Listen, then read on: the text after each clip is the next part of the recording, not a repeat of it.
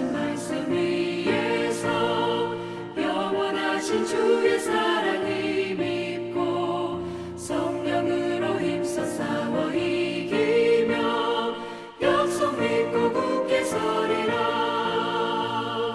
굳게 서리 영원하신 말씀 위에 굳게 서리.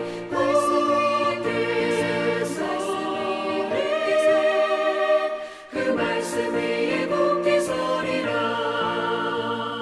주님 약속하신 말씀 위에서 성령 인도하는 대로 행하며 주님 품에 항상 안식 얻으며 약속 믿고 굳게 서리라.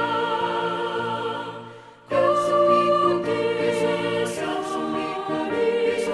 영원하신 말씀 위에 굳게 서리. 말씀 위에 굳게 서 그 말씀 위에 굳게 서리라.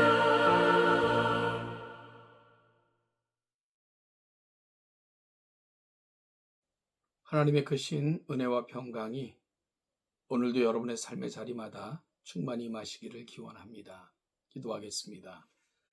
하나님 아버지, 오늘도 허락하신 하루를, 하나님의 말씀을, 또한 거룩한 은혜를, 성령 하나님의 내재를 구하며 이리 시작을 합니다. 말씀으로 우리 심령 가운데 찾아오시고 그 말씀을 깨닫게 하셔서 행하게 하시고 동행하셔서 승리케 하여 주옵소서. 감사드리며 예수님의 이름으로 기도하옵나이다. 아멘. 하나님의 말씀은 디모데후서 4장 9절부터 22절입니다. 디모데후서 4장 9절부터 22절을 같이 읽겠습니다. 너는 어서 속히 내게로 오라. 데마는 이 세상을 사랑하여 나를 버리고 데살로니가로 갔고 그레스게는 갈라디아로 디도는 달마디아로 갔고 누가만 나와 함께 있느니라. 네가 올 때에 마가를 데리고 오라. 그가 나의 일에 유익하니라. 두기고는 에베소로 보내었노라. 네가 올 때에 내가 드로와 가보의 집에 둔 겉옷을 가지고 오고 또 책은 특별히 가죽 종이에 쓴 것을 가져오라. 구리세공업자 알렉산더가 내게 해를 많이 입혔음에 주께서 그 행한 대로 그에게 갚으시리니 너도 그를 주의하라. 그가 우리 말을 심히 대적하였느니라. 내가 처음 변명할 때에 나와 함께한 자가 하나도 없고 다 나를 버렸으니 그들에게 허물을 돌리지 않기를 원하노라. 주께서 내 곁에 서서 나에게 힘을 주심은 나로 말미암아 선포된 말씀이 온전히 전파되어 모든 이방인이 듣게 하려 하심이니 내가 사자의 입에서 건짐을 받았느니라. 주께서 나를 모든 악한 일에서 건져내시고 또 그의 천국에 들어가도록 구원하시리니 그에게 영광이 세세 무궁토록 있을지어다. 아멘. 브리스가와 아굴라와 및 오네시모로의 집에 문안하라. 에라스도는 고린도에 머물러 있고 드로비모는 병들어서 밀레두에 두었노니 너는 겨울 전에 어서 오라. 우블로와 부데와 리노와 글라우디아의 얼리와와 모든 형제가 다 내게 문안하느니라. 나는 주께서 내 심령에 함께 계시기를 바라노니 은혜가 너희와 함께 있을지어다. 아멘. 디모데에게 보낸 편지의 바울의 마지막 말입니다. 디모데에게 보낸 편지의 마지막 부분일 뿐만 아니라 어찌 보면 사도 바울 인생 전체의 마지막 기록이라 해도 과언이 아닙니다. 그의 마지막 말에는 소중한 사람에 대한 그리움과 끝까지 말씀을 사랑하는 열심과 그리고 끝까지 주님과 동행하기를 바라고 또한 그리 살라고 권면하는 간곡한 마음이 표현되어 있습니다. 먼저 바울은 디모데에게 마지막 방문을 부탁하고 있습니다. 그러면서 바울은 지난 시간들을 회상하듯 말합니다. 많은 사람들이 스치고 지나갔습니다. 세상을 사랑하여 바울을 버리고 데살로니가로 갔던 데마와 물질적인 손해뿐만이 아니라 정신적인 손해까지도 입혔던 알렉산더와 같은 이들이 있었습니다. 그런가 하면 사명을 위해 먼 길도 마다치 않고 떠난 이들도 있었습니다. 갈라디아로 갔던 그레스게와 달마디아로 갔던 디도, 그리고 에베소로 보내진 두기구와 같은 이들입니다. 이들은 끝까지 맡겨진 사명에 최선을 다했던 이들입니다. 그리고 바울은 디모데에게 올 때에 마가를 데리고 오라고 말씀합니다. 그러면서 덧붙이기를 그는 나의 일에 유익하다라고 말씀합니다. 비록 한때 여러 가지 부침이 있었지만 마가는 훌륭한 복음의 증인으로 성장했고요. 끝까지 복음을 위한 훌륭한 사역을 감당하고 있었음을 확인시켜주는 본문입니다.